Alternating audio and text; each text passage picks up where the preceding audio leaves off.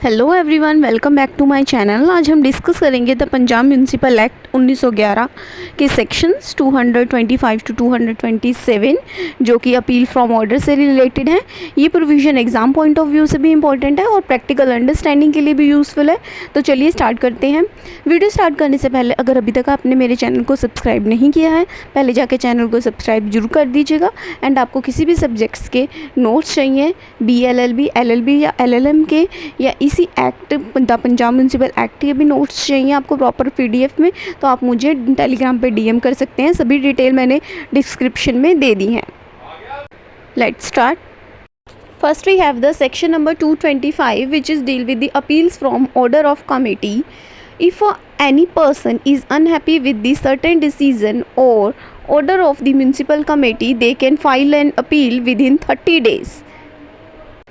Section 225 ये बताता है कि अगर कोई पर्सन म्यूनसिपल कमेटी के किसी स्पेसिफिक ऑर्डर या डिसीजन से डिससेटिस्फाई है तो वो उस ऑर्डर के अगेंस्ट 30 दिन के अंदर क्या अपील फाइल कर सकता है। ठीक है, आगे क्या कह रहे हैं, an appeal can be filed when the appeal committee refuses permission to construct और reconstruct a building, section 193।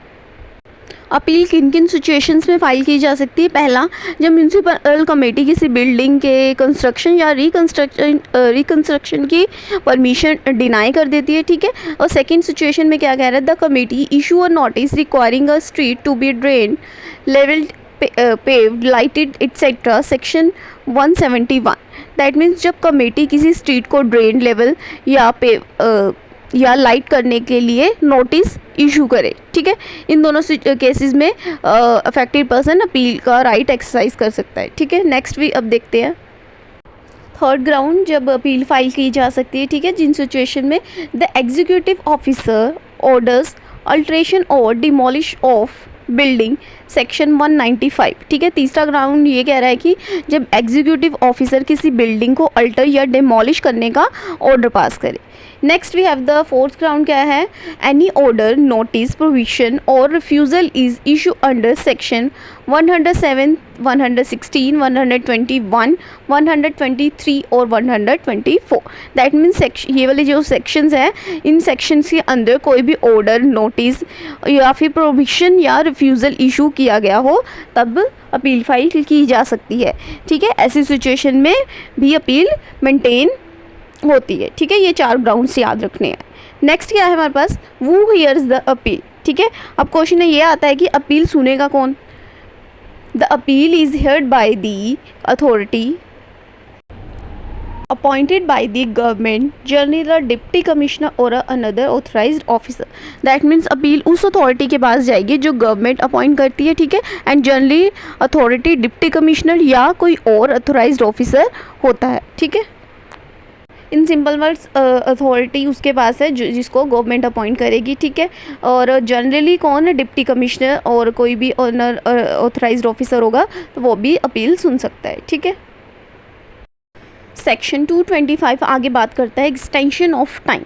The appellate authority may allow an appeal even after the 30 days if there is a valid reason for the delay.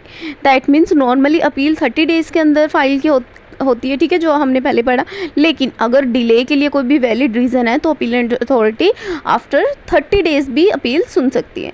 Next है decision of appeal. The appeal authority may confirm order, cancel the order और modify the order. That means appeal decide करते time ना appellate authority के पास 3 options होते हैं। ठीक है, कौन कौन से, ऑर्डर को कंफर्म करना या फिर ऑर्डर को कैंसिल करना या ऑर्डर को मॉडिफाई करना। ठीक है, यानी अथॉरिटी फैक्ट्स के और सर्कमस्टांसेस देखकर अपना जो भी अप्रोप्रिएट डिसीजन होगा वो दे सकती है। आगे प्रोवाइजो क्या कह रहा है, no order can be changed or cancelled without giving both the appellate or the municipal committee a fair opportunity to be heard.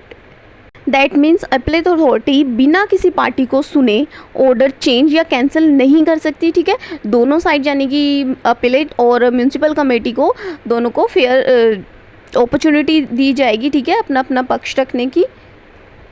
अब आते हैं section number 226 prosecution to be suspended in certain cases if an order under section 107, 123 or 219 is appealable and an appeal has been filed. That means अगर इन sections के अंदर कोई भी appealable order पास हुआ है और उसके अगेंस्ट अपील फाइल कर दी गई है तो उनमें क्या होगा, any prosecution for violating that order will be stopped temporarily until the appeal is decide. That means तो उस ऑर्डर की वायलेशन के लिए प्रोसिक्यूशन को टेम्परेली सस्पेंड कर दिया जाएगा जब तक अपील डिसाइड नहीं हो जाती। आगे क्या कह रहे हैं, if an order is cancel in appeal then disappoint that order will not be treated as an offence. इसका मतलब है अगर अपील में ओरिजिनल ऑर्डर कैंसिल हो जाता है, ठीक है, तो उस ऑर्डर के डिसओबीडियंस को ऑफेंस नहीं माना जाएगा। ठीक है, अगर ओरिजिनली ऑर्डर कैंसिल हो गया, ठीक है, तो उस ऑर्डर की डिसओबीडियंस को कोई भी ऑफेंस नहीं माना जाएगा।